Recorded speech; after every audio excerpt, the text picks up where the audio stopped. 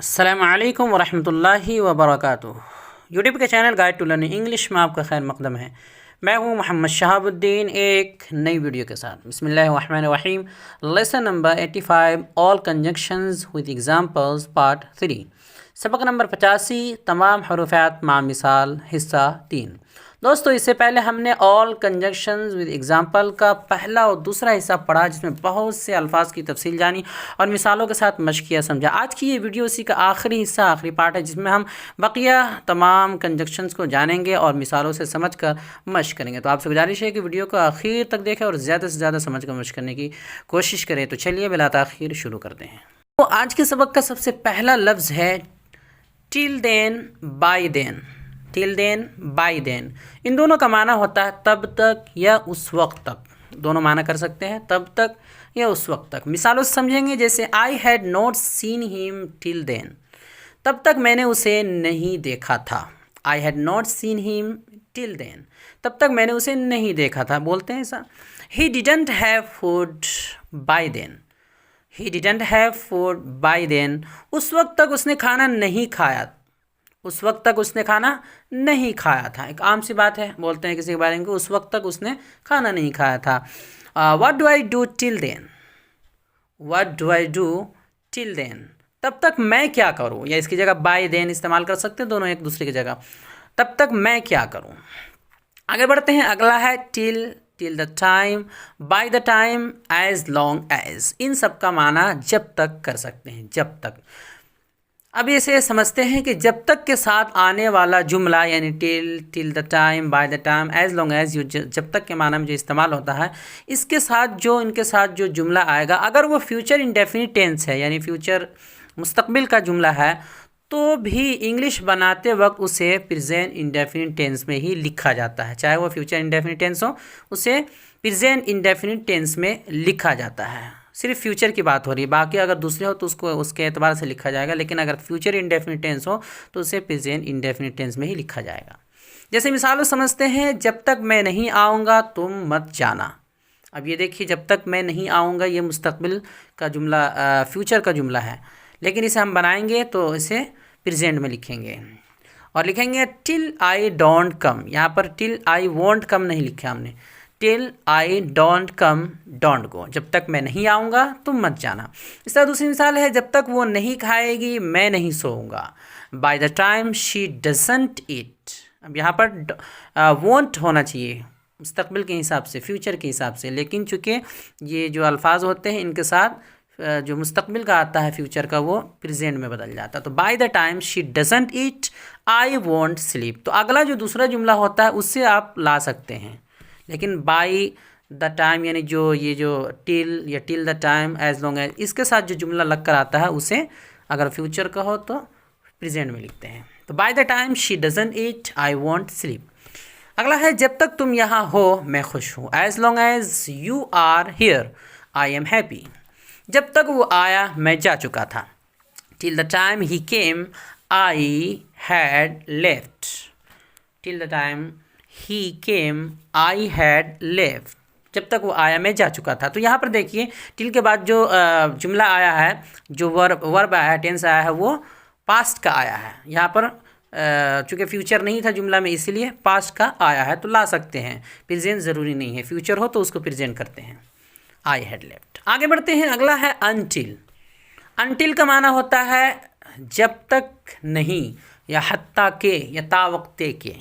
कायदा क्या है? कायदा वही है पिछला वाला कि लफ्ज़ अनटिल के साथ आने वाला जुमला अगर फ्यूचर इंडेफिनिट टेंस में हो तब भी इंग्लिश बनाते वक्त उसे प्रेजेंट इंडेफिनिट टेंस में ही लिखा जाता है।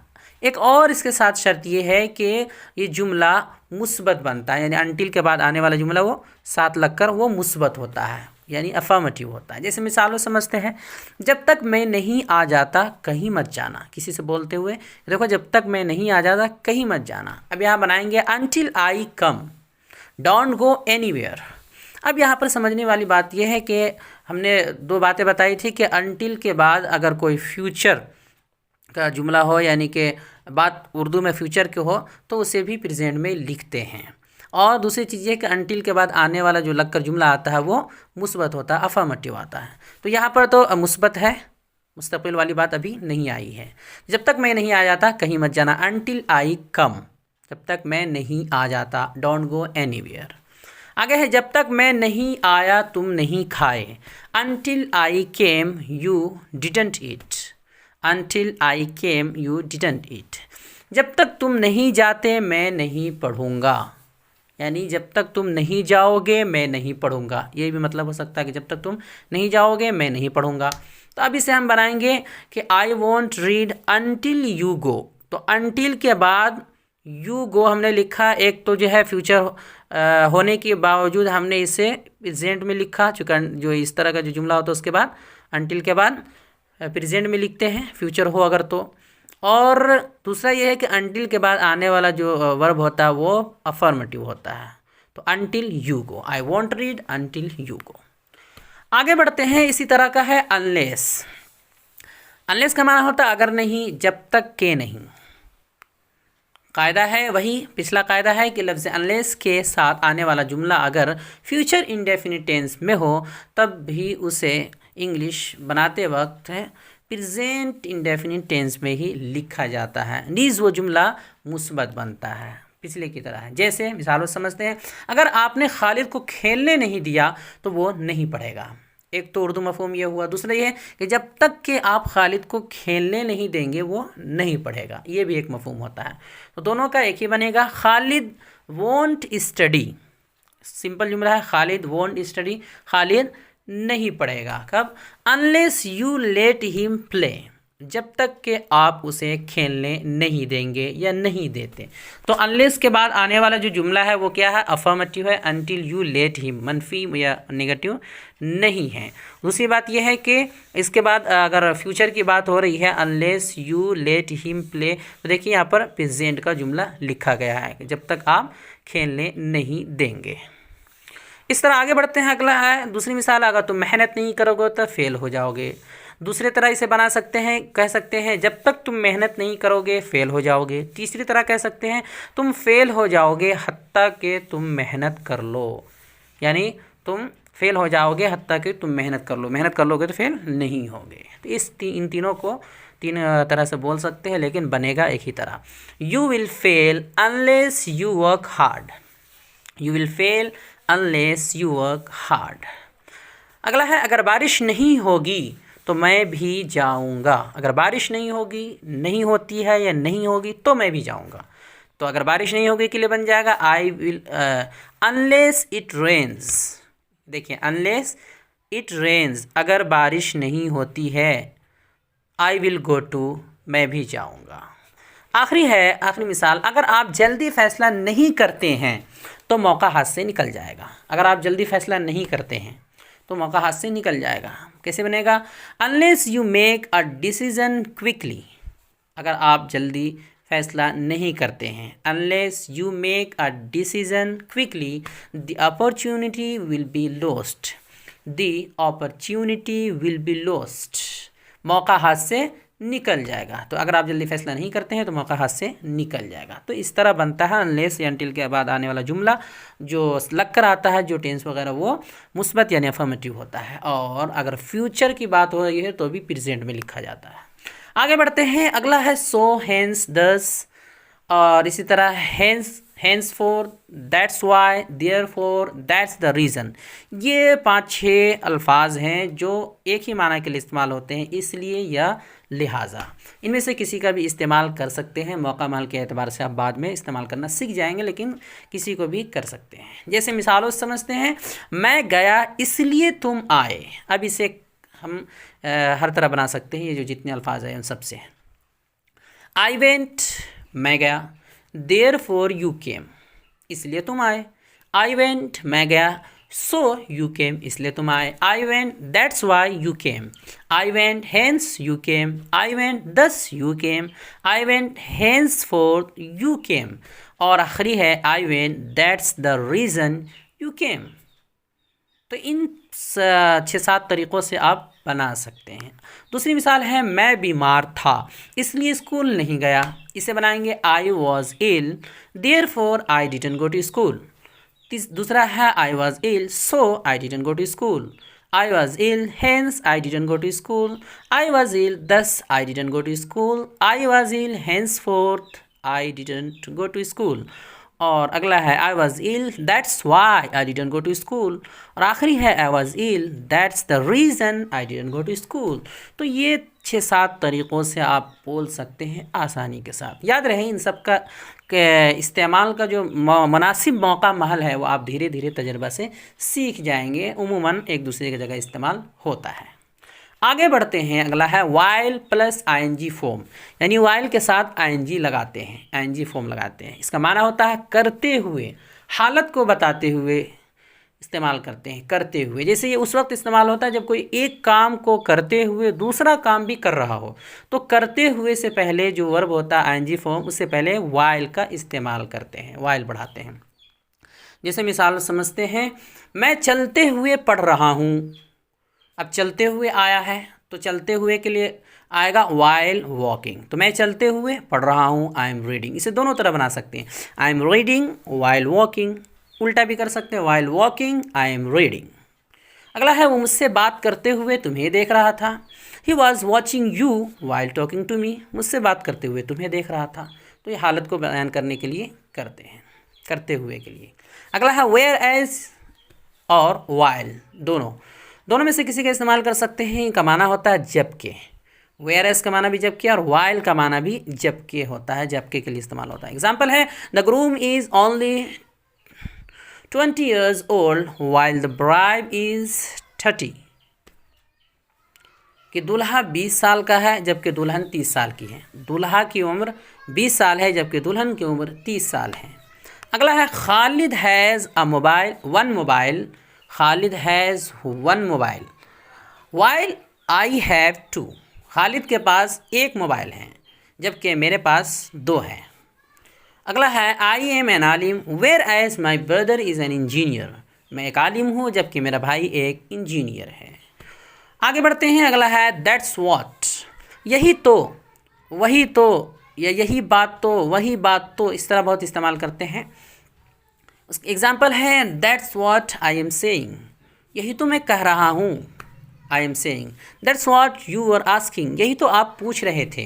That's what I am not able to understand, यही बात तो मैं समझ नहीं पा रहा हूँ, यही बात तो मैं समझ नहीं पा रहा हूँ। तो इस तरह बोलते हैं यही तो, वही तो, यही बात तो, वही बात तो। अगला है दैट्स हाउ, ऐसे ही या इसी तरह से। एग्जाम्पल है दैट्स हाउ आई लर्नड, इसी तरह तो मैंने सीखा। That's how he eats the food, वो इसी तरह खाना खाता है। That's how he talks to everyone, वो सबसे ऐसे ही बात करता है, इसी तरह बात करता है। अगला है दैट्स व्हेन, उसी वक्त या तभी।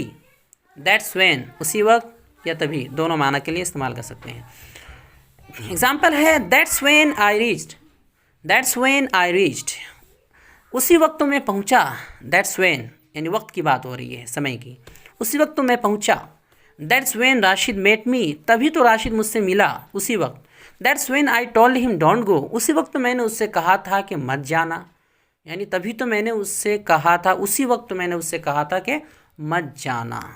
अगला है दैट्स वेयर, यहीं तो, वहीं तो, उसी जगह तो, इन सब माना के लिए इस्तेमाल करते हैं। एग्जाम्पल है दैट्स वेयर आई लिव, यहीं तो मैं रहता हूँ। That's where I was born, वहीं तो मैं पैदा हुआ। That's where I am going, उसी जगह तो मैं जा रहा हूँ। अगला है दैट्स वाई, इसीलिए या इसीलिए तो। एग्जाम्पल है that's why I have come here, इसीलिए तो मैं यहाँ आया हूँ। That's why he got angry, इसीलिए तो वो गुस्सा हुआ, नाराज़ हो गया। That's why I don't like him, इसीलिए मैं उसे पसंद नहीं करता हूँ, इसीलिए मैं उसे नहीं पसंद करता हूँ। अगला है दैट्स विच, इसे उसी को या इसी को, इन दोनों माना के लिए इस्तेमाल कर सकते हैं, लेकिन किसी गैर जानदार के लिए, गैर जानदार यानी नॉन लिविंग के लिए इस्तेमाल करेंगे। जैसे एग्जांपल है that's which all are searching, इसी को सब तलाश कर रहे हैं, यानी इसी को तो सब ढूंढ रहे हैं। दैट्स विच आई यूज़, इसी को तो मैं इस्तेमाल करता हूँ, यानी यही तो मैं इस्तेमाल करता हूँ। That's the book I also purchased, इसी किताब को तो मैंने भी ख़रीदा, यानी यही किताब तो मैंने भी ली। अगला है दैट्स हु या दैट्स हुम, उसी को या इसी को, ये किसी जानदार के लिए इस्तेमाल होता है। ऊपर वाला गैर जानदार के लिए था, ये किसी जानदार के लिए, लिविंग के लिए। एग्ज़ाम्पल है दैट्स हुम आई आस्क्ड, इसी को तो मैंने पूछा था। That's whom we had invited, उसी को तो या इसी को तो हमने बुलाया था। दैट्स हुम आई गेव द पेन, इसी को तो मैंने कलम दिया था या कलम दिया। ज़्यादातर दैट्स हुम ही का इस्तेमाल होता है, दैट्स हु का बहुत कम इस्तेमाल होता है। आगे बढ़ते हैं WH फैमिली वर्ड्स, यानी WH फैमिली के जो अल्फाज होते हैं, हमने पहले बताया है WH वर्ड्स के बारे में, जो वाट, हु और हाउ, वेयर वगैरह। तो वहाँ पर सवालिया में इस्तेमाल होता था, आमतौर पे सवालिया में बताया गया कि सवालिया में इस्तेमाल होता है। इंट्रोगेटिव सेंटेंस में WH वर्ड्स का इस्तेमाल बताया गया। तो यहाँ पर सवालिया की तरह इन अल्फाज का इस्तेमाल कंजक्शंस के तौर पर भी होता है, लेकिन माना बदल जाता है। वहाँ पर माना कुछ और था, यहाँ माना कुछ और होगा। यहाँ पर वाट का माना है जो, वहाँ पर था क्या। इस तरह यहाँ पर हु का माना है जो, वहाँ पर था कौन। इस तरह माना यहाँ बदलेगा। तो वाट जो, जानदार गैर जानदार दोनों के लिए। हु इसका माना भी जो है, जानदार के लिए। विच माना जो है, गैर जानदार के लिए। हुज़ ये इसका माना है जिसका, जानदार के लिए। ऑफ विच इसका माना है जिसका, गैर जानदार के लिए। इस तरह वेयर जहाँ, हुम जिसे, व्हेन जब, हाउ जैसे, विथ होम जिसके साथ, फॉर होम जिसके लिए, फॉर वेयर फ्रॉम वेयर जहाँ से, विदाउट होम जिसके बगैर। तो सब माना बिल्कुल बदल गया है। चंद मिसालें हैं, मिसालों से समझते हैं ताकि बात वाज़ेह हो जाए। एग्जाम्पल है डिड यू हियर व्हाट या विच आई सेड, व्हाट या विच दोनों इस्तेमाल कर सकते हैं। डिड यू हियर व्हाट या विच आई सेड, क्या तुमने सुना जो मैंने कहा। अगला है I also came from where you came, मैं भी वहीं से आया जहाँ से तुम आए। I am the one for whom you have come here, मैं वो हूँ या वही हूँ जिसके लिए तुम यहाँ आए हो। This is Ahmed whose brother was with me, ये है अहमद, ये अहमद है जिसका भाई मेरे साथ था। This is the house the roof of which is weak, this is the house the roof of which is weak, ये वो घर है जिसकी छत कमज़ोर है। The roof of which is weak, जिसका घर जिसकी छत कमज़ोर है। अगला है राशिद हु या that was with me is his brother, Rashid who was with me या that was with me is his brother, Rashid जो मेरे साथ था उसका भाई है या इसका भाई है। अगला है the pen which I had is not yours, the pen that I had is not yours, दोनों बोल सकते हैं, द पेन विच या that I had is not yours, जो कलम मेरे पास था या कलम जो मेरे पास था तुम्हारा नहीं है, जो कलम मेरे पास था वो तुम्हारा नहीं है। तो इस तरह इन अल्फाज का इस्तेमाल करते हैं और इसे मिलाकर तर्जमा इसका माना बदल जाता है। तो उम्मीद करता हूँ जितने कंजक्शंस के अल्फाज आए हैं बहुत हद तक बताने की कोशिश की गई है और समझाने की कोशिश की गई है, आपको बहुत हद तक समझ में आ गया होगा और पसंद भी आया होगा। चलिए आज के सवालात की तरफ। आज के सवाल, पहला सवाल है सवाल नंबर 1, खाली जगहों में से कंजक्शंस के मुनासिब अल्फाज लिखें। जो खाली जगह दिए जा रहे हैं अल्फाज जुमले, उसमें बीच में खाली जगह हैं, वहाँ मुनासिब अल्फाज लिखना है। सबसे पहला ही खाली जगह वाज विथ मी, उसके बाद इज़ माई ब्रदर।